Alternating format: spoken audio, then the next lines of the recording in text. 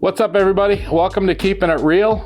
We're gonna do a little tackle talk. We're in the back cave where my boat is and where some of my extra tackle is. And you know what? I wanted to shoot a show today kind of explaining one of the Yamamoto baits, the Senko. And I've gotten a lot of questions asked through messages and through comments on Facebook of what are my favorite colors, what are my favorite ways to rig a Senko. So I figure, you know what, I'm gonna do a little show today. And you know, you guys can comment on after the show whether you guys use this or whether you guys have a different presentation you guys use. So let's get to the meat of this. A Yamamoto Senko.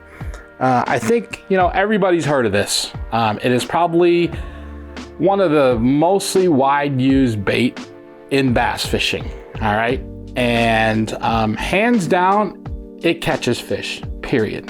You know, whether it be it's soft, the plastic composition, the rate of fall, the action on it when you kind of just pick it up, it works. And, you know, Gary's got his little secret, you know, his formula of plastic that makes it the way it is.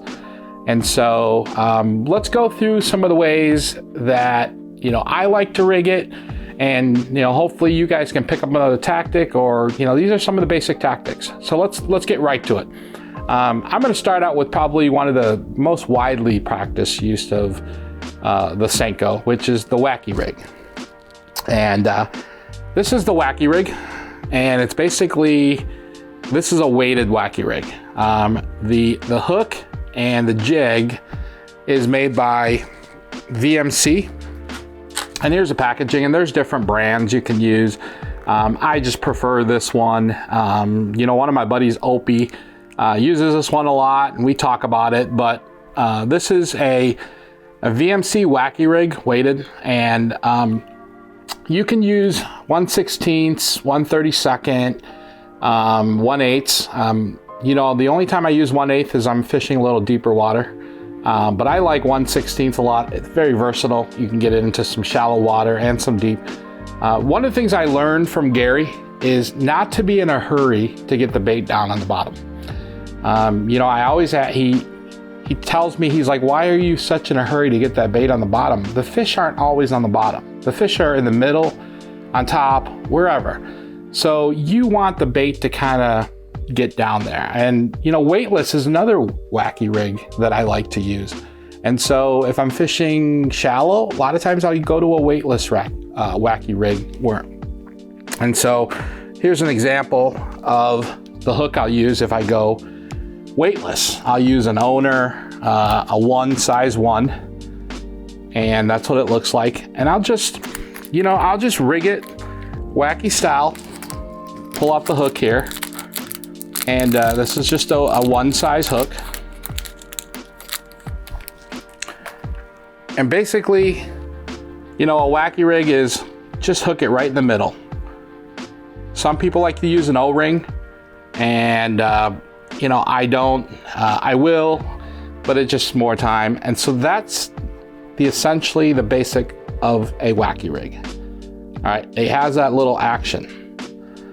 But I'm gonna show you a little trick. So there's another rig called the Neko rig, all right? And so basically it plays off the wacky rig. And so a Neko rig, there's companies that make tungsten, lead, and it's a little nail weight that you put into one side. And what it does is it creates the tail action to flutter down as the weighted side goes down. But instead of buying these expensive nail weights, Gary taught me to use basically like a roll of lead. And what you do is you want to just cut a piece that is kind of like, if you want to fish a little deeper, you want to cut a little bit more. Shallow, you want to cut a little less. So based on your depth, you want to just cut a piece of lead at an angle. Got a little piece of lead right there. All right. And then all you do now is, it's just like the nail weight. You want to just kind of insert it right at one end and it comes down, gives you a little weight right here. So what's going to happen is that as it falls, this is going to fall, and this is going to kind of sputter down at on the top. One of my favorite colors to use this on is a chartreuse laminate tail. And so imagine this coming down first and this wiggling down. What that's going to look like is it's going to look like a dying bluegill coming down. And that's going to just drive the bass crazy. So that's a good tip. A wacky rig, Neko style with a little weight. All right.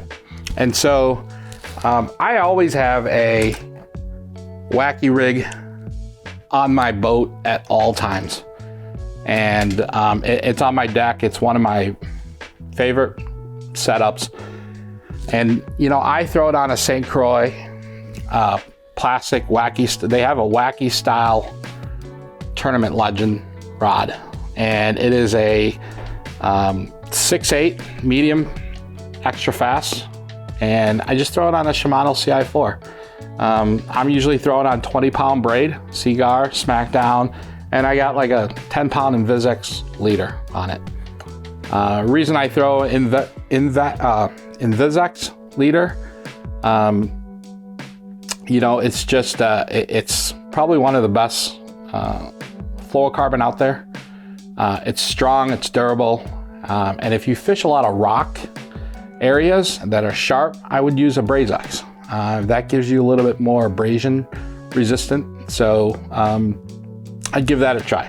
But pretty standard 6/8, medium power, extra fast action, gives me a lot of power right here, but also gives me a lot of flex on the end of the rod. So that's what I throw it on. I always have this rod. If you talk to people that fish with me, we're fishing largemouth, I always have a Senko rod on hand ready to go. Everybody knows about the Texas style, pretty standard. I like to throw my Texas style on a light bait casting gear. This is a plastics St. Croix Legend Tournament Series rod. It's a 7/1 medium fast. I got a Shimano Montanium on here, and I got 12-pound Invisex fluorocarbon from Seagar. And pretty much a Texas rig is, everybody's got a Texas rig. I think everybody knows. I'll move on pretty quick. Basic, using a 16th ounce or a 32nd ounce bullet sinker with a little stopper. And I'm using a Gamakatsu 2/0 offset shank hook. It just fits the profile of the Senko a lot better versus the EWG, in my opinion, but the EWG is fine. So that's your Texas rig. And so another way that I like to rig a Senko is a Tokyo rig. And a Tokyo rig is pretty much, you can buy these from any manufacturer, and they have a peg that you put the weights down here and you curl up this peg with a plier, and this will create noise as it's bouncing on the bottom, and your lure is going to hang up here like this, so that your line is tied here, and this is just going to bounce on the bottom like this. This is a cut tail. This is one of the most amazing setups for Mexico bass fishing that I'll be using when I go down to Mexico. And so this just kind of drags on the bottom, and it stays up, what is that, 2-3 inches off the bottom. And you can use that on a Senko, a 5-inch Senko, a 7-inch Senko, or a cut tail, which is pretty much a Senko with a different tail. All right, that's a Tokyo rig. All right. I know a lot of you guys have seen a Gary's rig, and that's basically, he ties a fluorocarbon leader, and you can go to Gary Yamamoto Baits Facebook page. There's a video on how he ties that leader. Uses like a 30-pound fluorocarbon leader, and he ties a snell knot to this, and it creates a weed guard, and he'll nose hook it. And I seen him do it down at the ranch. He will just nose hook it like this, and the weed guard will just come right here, and he'll just work that bait like that. and it's a good tactic. That's another way for you to use it. I call it the Gary rig. So great way to fish the Senko.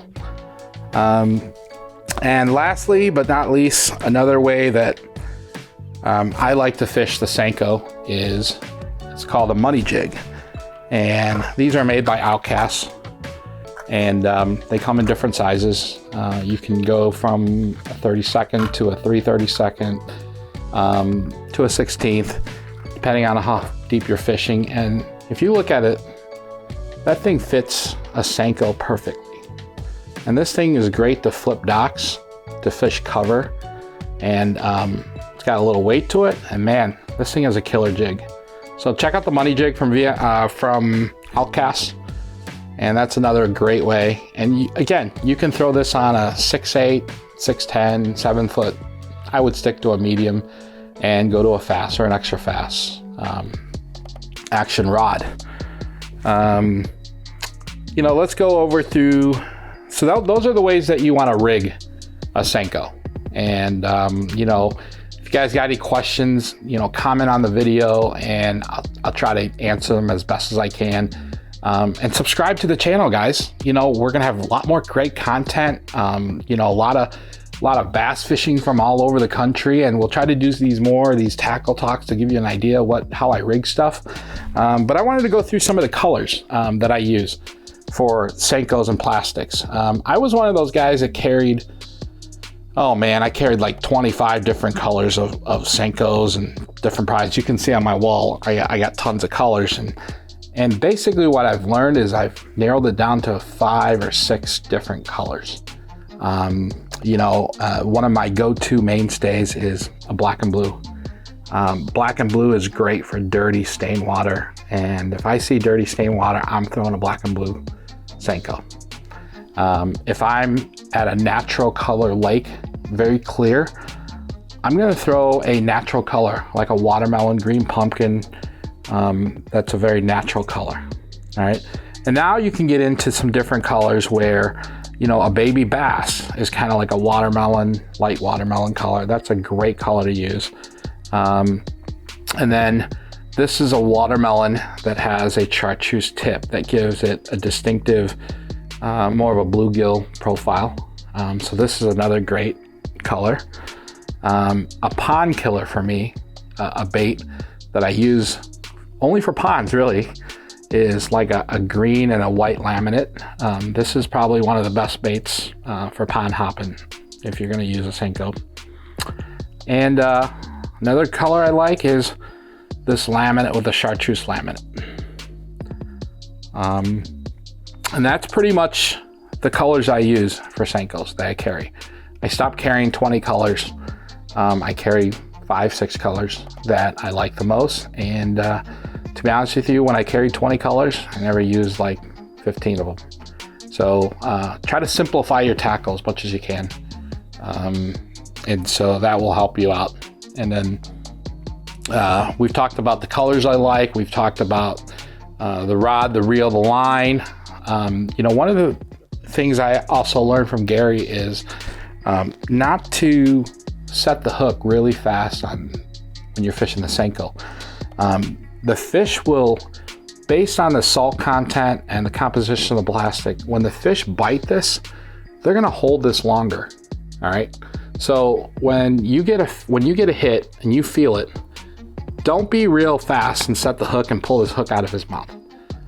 Let him take it, let him swim with it, and all you gotta do is just crank the reel and you got him hook set. You don't need a fancy hook set, and you like the pros like you see on TVs and they're, you know, swinging the bat. Just a real light, and you saw it on my video and down at Gary's ranch.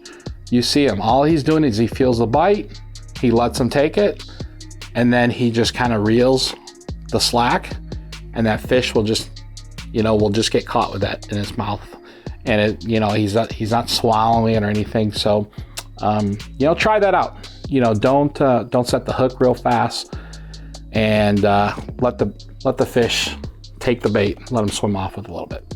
All right, so these are some of my ways I fish the Senko. I know that there's other ways. And if you have other ways that you would like to share, comment on the channel. And I'd love to hear about them. And, you know, other people might want to hear about them. And so, you know, it's a great way to learn from each other.